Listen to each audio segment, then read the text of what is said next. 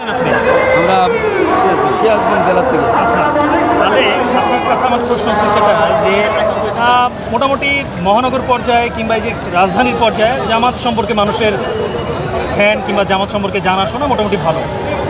প্রত্যন্ত অঞ্চলে জামাতের এখন মানে গ্রহণযোগ্যতা কিংবা সাধারণ মানুষের কাছে জামাতের গ্রহণযোগ্যতা এখন কতটুকু কেমন দেখছে? গ্রহণযোগ্য মানুষের সবার মুখে একটা কথা যে সব দল দেখছি, এখন জামাত ইসলাম দেখবো, ইসলামী দল একটা দেখবো যে ইসলামী দলের আমরা একটা শান্তি পাই। এইবার ইসলামী দল আমরা ভোট দিব, ইসলামী দল বিজয়ী এটাই কথা কেন তারা এই কথা বলছে?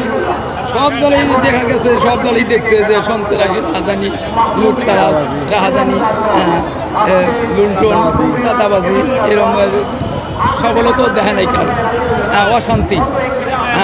এই জন্য তারা এখন এই লাস্টেও আসতে আয়া, এখন লাস্টে আইসে যে ইসলামী দলে আমরা ভোট দিব, ইসলামী দলকে দেখবো এবার। ঠিক আছে। যেন গণতন্ত্রকে গলা টিপে হত্যা করে এদেশের মানুষের ভোটাধিকার কেড়ে নেয়। আমরা চাই না ওইরকম ফ্যাসিস্ট এই সমাজের মধ্যে আবার আসুক। আমরা চাই এদেশে গণতন্ত্র পুনরুদ্ধার হোক এবং মানুষের তার অধিকার তারা ফিরিয়ে পাক।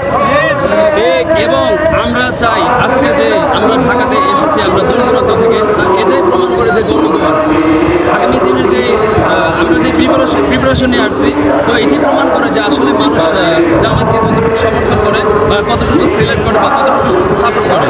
তো ইনশাআল্লাহ আগামী দিনে কীভাবে আগামী এই প্রজন্ম যারা আছে, যতক্ষণ পর্যন্ত এদেশে কোরআনের শাসন বাস্তবায়ন না হবে, ইসলামের খেলাফত শাসন প্রতিষ্ঠিত না হবে, ততক্ষণ পর্যন্ত এদেশে চোর, চুরি, চামারি, বেবিচার, সুদ, ঘুষ, ধর্ষণ এগুলো কখনো মুক্তি পেতে পারে না এবং পরিত্রাণ পেতে পারে না। সুতরাং আসুন আমরা দলমত নির্বিশেষে আমরা ঐক্যবদ্ধভাবে আমরা জামাতে ইসলাম